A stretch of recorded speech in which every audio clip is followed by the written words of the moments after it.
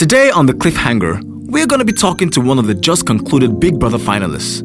He's not your everyday guy, ladies. He is talented, smart, an honorable member of the glorious House of Gains, and his self-control will make even Zeus cry out in envy.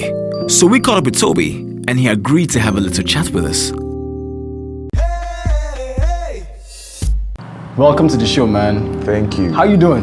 Great. Fantastic. Great. First of all, I'd like to say big ups, man, on the journey, your Big Brother journey, on how you handled yourself in the house. Your self-control is very admirable. very admirable. Thank you very much. I know it's been quite a while since you left the house, but we'd like to know, how was your experience, overall? Yeah, overall, it's crazy, actually. You get into the house without actually knowing what you're getting into. So for me, now that I'm out, I just look back and I'm like, you really went through that? Like, gee, you tried. So yeah, it was definitely crazy, but interesting most of all. Yeah, okay, cool. So we got to see a lot of you in the house, the calm, collected guy, the artist, the caring guy and all, but we would like to know from the horse's mouth or from the Tobi's mouth, who is Tobi? That's a very, that's the kind of answer you ask for extra shit.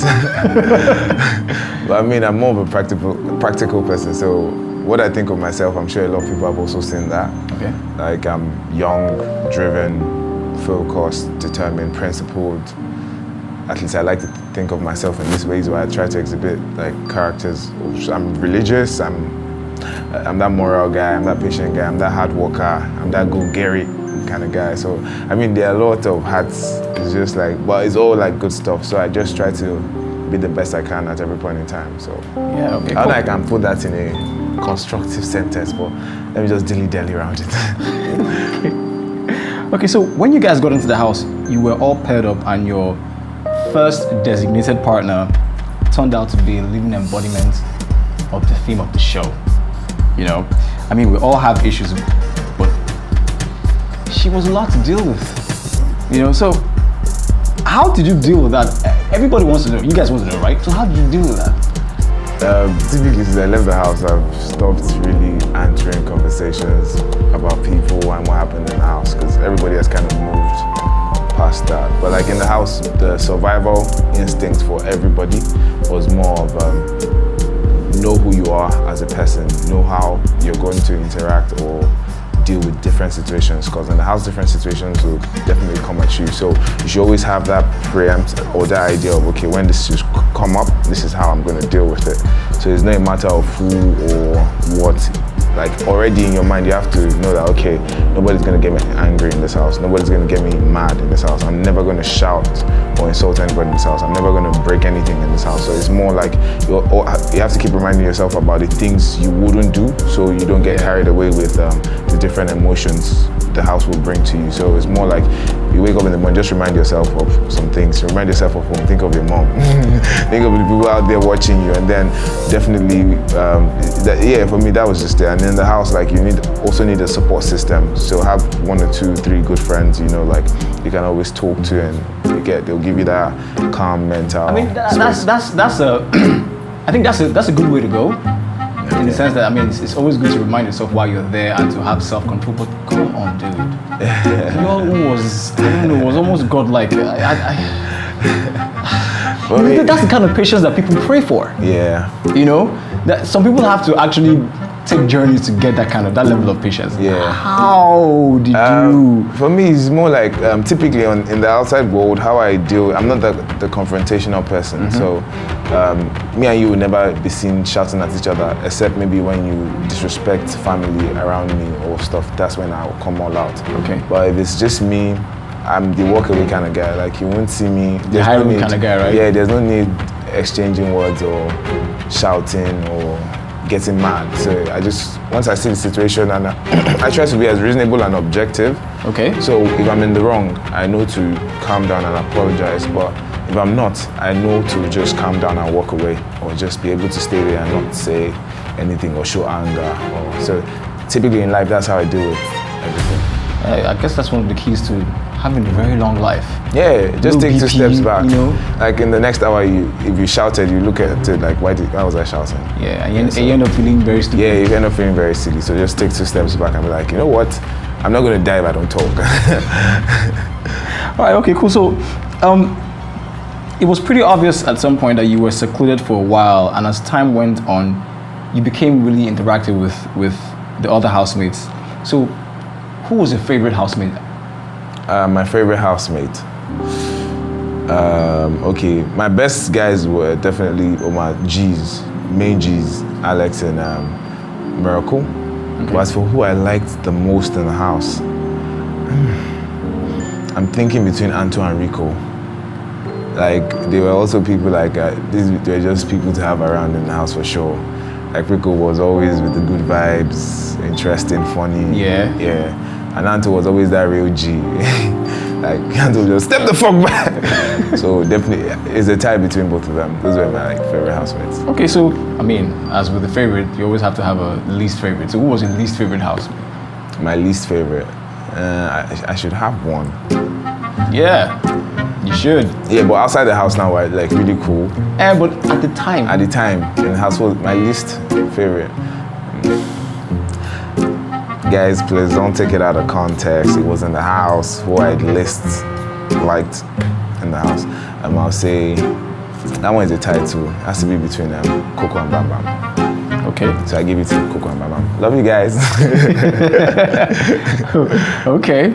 So you really got close to a certain unusual housemate.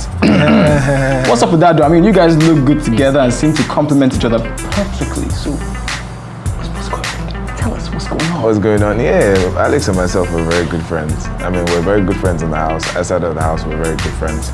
So it's more like we're now at that place where, I'm trying to do, or we are trying to do everything not to allow anything get in the middle of the friendship. Okay. Because now there's a lot of pressure, social media pressure. Yeah. This is happening. There's pressure from different angles. But I'm just like, you know what? We're very good friends. Let's try to keep that. So, I mean, she's working on a lot of things. I'm working on a lot of things. And I'm just happy we have that friendship.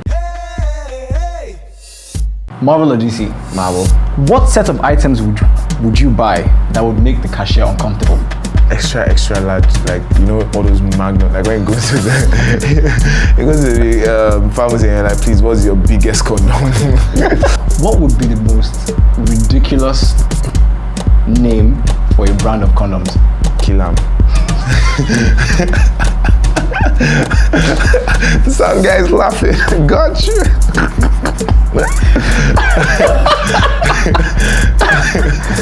What's the most ridiculous thing someone has tricked you into doing or believing? Making me believe if I put my tooth under the pillow, I'm gonna get money. Yeah, I mean... And they will never follow up. They never followed up. My parents never followed up. Now, your parents actually watch you do it, and then they put money there, so you wake up believing like, oh wow, I got this one. You wake up and see your teeth. Would you rather be famous when you're alive and forgotten when you die, or unknown when you're alive but famous after you die? I think I'll go for a living. I mean, when you're dead, you're dead. But when you're famous and you're alive, at least with your fame, you can reach out to people and impact on lives, not when you're dead. But at the same time, when you're dead, your story can also still touch lives. True. I mean, when I die alive, when I don't die, I don't die with that. What childish thing do you still enjoy today? I still love Golden Moon. I can take it without water. I can take it without milk.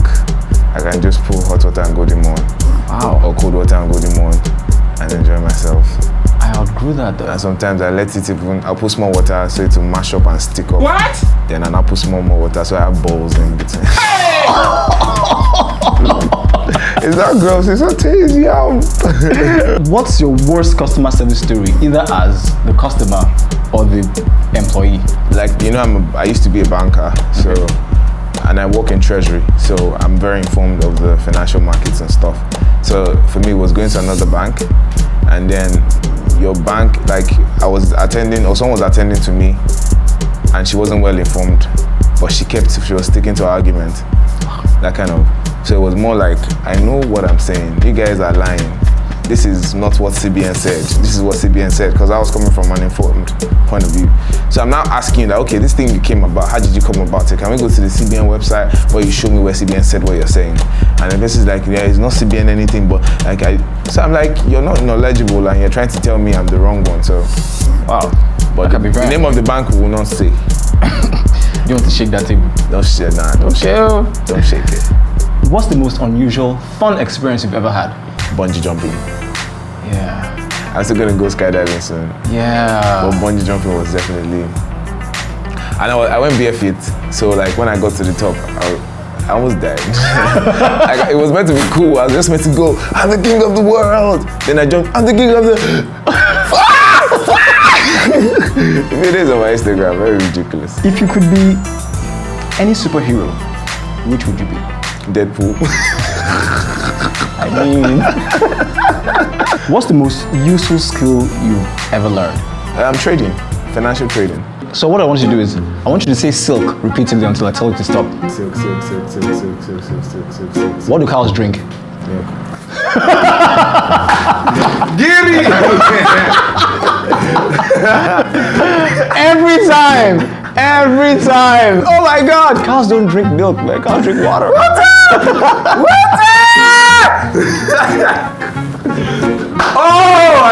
Oh no, my mom will be asking. I'm not doing this interview again. It's okay. Yeah. Yeah, they snitching, they snitching, they snitching, they snitching, they snitching on me. Yeah. I be moving calm, don't start wahala with me. Tryna keep it peaceful, no be struggle for me. Now I feel like giving out some money for free. Sadly we didn't Nigeria, so you know how it be. People said that you think Nigeria are lazy, but we gon' mess around and vote that nigga back in again. Yeah, you know me. Keep me pounding, yeah, I'm pounding slowly.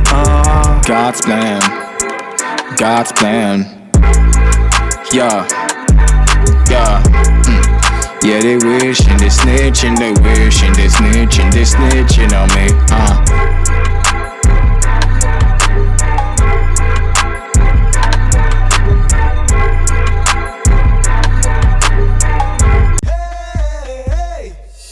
So rumor has it that you're working on a certain exhibition. Could you shed more light on that? So I'm working on a photo exhibition, kind of infuses photography and art, because everybody knows I paint and stuff, and then I'm also a photographer. So I don't want to give out the theme yet. Like that's going to be unveiled on my page and stuff on my platforms soon enough. So yeah, it's going to be most likely in July, late June, July, definitely. And then it's going to be like a 2-day event. The first day, everybody comes around and everything, but the second day, more like a private viewing kind of. Yeah, so you guys should watch out for that. I mean, the theme is very cool, and even as a photographer, it will challenge me. Okay. Because now, what I'm gonna have to produce, and then I know the expectations are really high, but at the same time, whatever I consider to be art and photography, I just want people to come and see it, and I just hope they get to love it. So you're still in production. You're still producing the piece. Yeah, I'm still in production. Cool. That's nice. Yeah. Okay. So aside the exhibition, what else are we expecting from Tobi? I mean, you quit your 9 to 5 to focus on what you deem as important. Yeah. Right? So what's next after the exhibition? Yeah, after the exhibition, I mean, on my page already, I put out like the immediate 5 main focuses I'll be putting my efforts and time to. I'm going to have this Tobi Live show, more like just very easy, just something like this, very easy, once a week. Have a guest, talk about some topics in the society, definitely trying to educate people and entertain people. So that's like Tobi Live.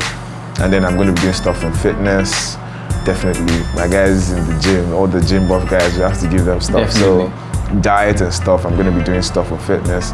And definitely there are social initiatives I'm going to be doing. And then there's also this thing I want to do where I kind of go to schools. You know, there are a lot of creatives in schools and in other places who don't know how to make money or structure their creativity to make money. So I'm going to be partnering with some professionals in the industry just to educate and, you know, tell people, okay, you can know how to do this, but if you can't make financial gains out of it, it's not making sense. So this is what you can do to get to where you're going. So yeah, these are just like some of the few things I'm going to be doing. That's actually pretty awesome, man. Yeah. Yeah. Oh, nice. Okay, so your life, as it were, before the BBN show is gone. right? Go on. I mean, Let him go. Let him go. there's a lot of exposure now. Yeah. And celebrity life, you know. So how are you adjusting to that lifestyle? For me, I think it will always be overwhelming. I don't think you get used to that. Like everywhere I go, even when I'm on a bike, I do my hat like this and wear shades. Someone in the car say, Tobi! On the bike? Yeah. No, I still take Okada when I'm late. I mean. When I'm late. So for me, it's more like, I think I have to get used to it one way or the other. And you know, some days, the challenging part is some days you're really not in the mood. Yeah. You're just angry today. But then you have to like accept or understand that these people love you. And I think when you become a celebrity as a movie star or music star, like it's different. But from the platform we came from, the Big Brother house, you literally lived in the same house with some people for 3 months. Mm-hmm. So they know you. Yeah. So when they see you, like if I'm put with another celebrity that probably just blew as a music star, like some people can not approach him like, hey guy, alpha. Just hug him and be like, what's the worry? How you doing? But for you, it's different because they know you now. They know your ups and downs. Yeah, they're a guy. As far as you don't know them, but they know you. So they easily come to you like, hey, guy, alpha, every now, how you doing? So you get a lot of people being that comfortable with you. So, but me, naturally, I don't have any problems with it. I mean, once there's good vibes, I'm good. So, but still overwhelming. Just go somewhere and they know you.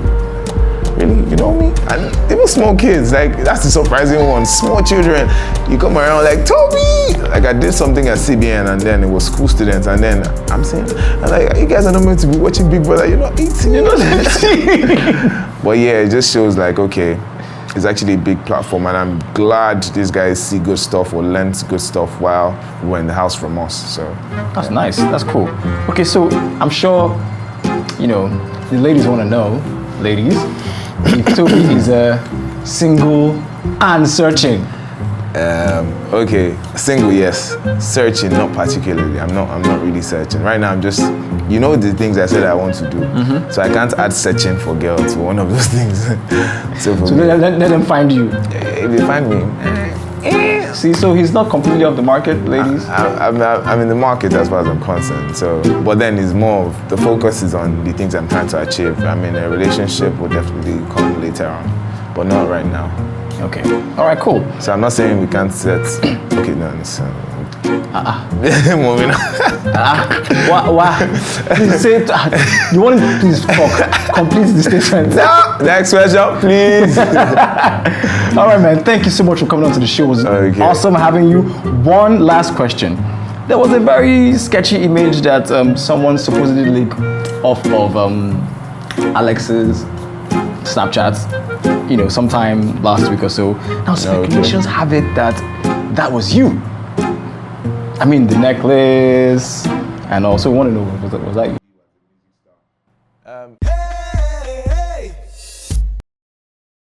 Thanks for watching. Like what you see? Well, don't forget to like, share, and hit the subscribe button. Also, follow me on Facebook, Instagram, and Twitter. Come on, go on, you can do it. I dare you.